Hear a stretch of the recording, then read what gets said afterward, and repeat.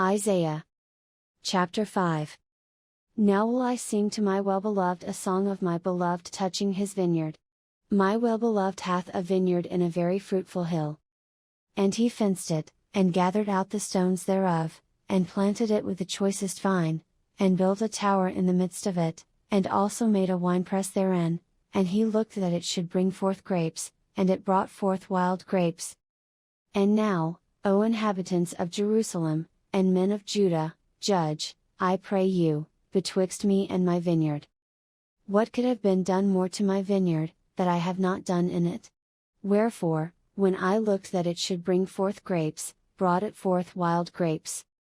And now go to, I will tell you what I will do to my vineyard, I will take away the hedge thereof, and it shall be eaten up, and break down the wall thereof, and it shall be trodden down. And I will lay it waste, it shall not be pruned, nor digged, but there shall come up briars and thorns, I will also command the clouds that they rain no rain upon it. For the vineyard of the Lord of hosts is the house of Israel, and the men of Judah his pleasant plant, and he looked for judgment, but behold oppression, for righteousness, but behold a cry. Woe unto them that join house to house, that lay field to field, till there be no place, that they may be placed alone in the midst of the earth. In mine ears said the Lord of hosts, of a truth many houses shall be desolate, even great and fair, without inhabitant. Yea, 10 acres of vineyard shall yield 1 bath, and the seed of an homer shall yield an ephah. Woe unto them that rise up early in the morning, that they may follow strong drink, that continue until night, till wine inflame them. And the harp, and the viol, the tabret, and pipe, and wine, are in their feasts, but they regard not the work of the Lord, neither consider the operation of his hands.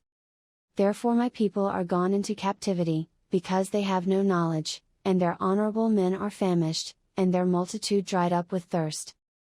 Therefore hell hath enlarged herself, and opened her mouth without measure, and their glory, and their multitude, and their pomp, and he that rejoiceth, shall descend into it. And the mean man shall be brought down, and the mighty man shall be humbled, and the eyes of the lofty shall be humbled. But the Lord of hosts shall be exalted in judgment, and God that is holy shall be sanctified in righteousness. Then shall the lambs feed after their manner, and the waste places of the fat ones shall strangers eat. Woe unto them that draw iniquity with cords of vanity, and sin as it were with a cart rope.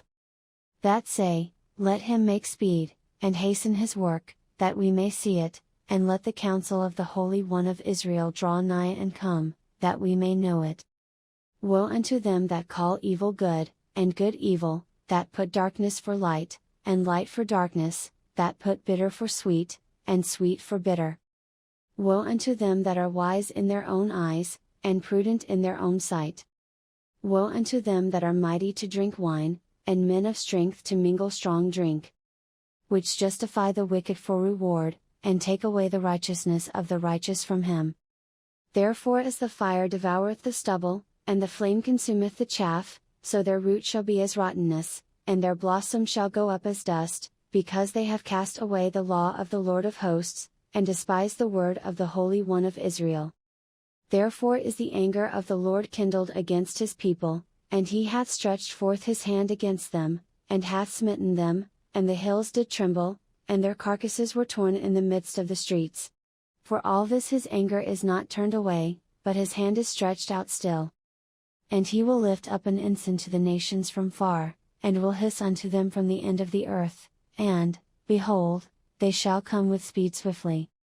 None shall be weary nor stumble among them, none shall slumber nor sleep, neither shall the girdle of their loins be loosed, nor the latchet of their shoes be broken.